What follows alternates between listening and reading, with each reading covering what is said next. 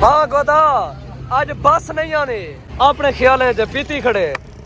कोई पता कह नहीं होश आवाज कह नहीं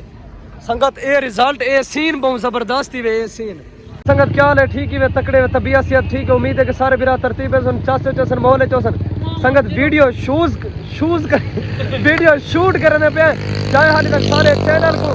सब्सक्राइब नहीं किया सब्सक्राइब करके नो आज का व्लॉग मजेदार थी बनाने तो मैं दिखेना पे अपनी टीम संगत वीडियो को शेयर करके नो ए देखो मेरी टीम मलिक इमरान जखड़ कलीम अजरक मामा पराठे कौन कलीमला भाई क्या हाल है आज कहने कपड़े चोरी चाहे बढ़िया थी मलिक शेरू तेरी जिंदगी थी फुल टाइम कर 24 घंटे गोदा गोदा मुलेर मेरा बस मुलेर मेरा ते चाचा मेरा वीडियो बनाने कमाल पार का वनो बढ़िया थी संगत टिकटॉकर जहाज चौक ते आया बैठे जेरा बंदा वीने कड़े वीडियो बनाना चाहते जहाज चौक ते आवे सो ए होंडा ही वे संगत बिया होंडा ए हां यार मैं कहीं को जोड़ा इते उन्हें मेरे शॉट सटी इडो सारा नो भाई हुन क्या थी से मैं दादा पराठे काल वाले सर मैंने पराठे काल वाला बात अटक करे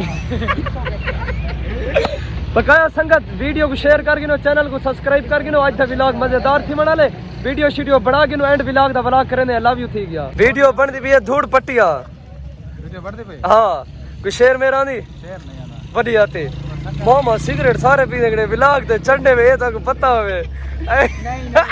ये तो नहीं होता ना होता है ऐसा होता है कभी कभी हो जाता है तू ही पीना करे ना अभी तक गलत काम बस कहीं कूड़ मारी बस आ गई संगा जेरो रे बस आ गई कूड़ कान में मारी हां गोदा आज बस नहीं आने बस नहीं आने कलीमला बस आनी भी है हैं बस आसी अपने ख्याल है पीती खड़े कोई पता कह नहीं होश आवाज कह नहीं संगत ए रिजल्ट ए सीन बहुत जबरदस्ती वे ए सीन बकाया संगत आज व्लॉग दा एंड करने पे जिंदगी रे अगली video mill so love you थी गया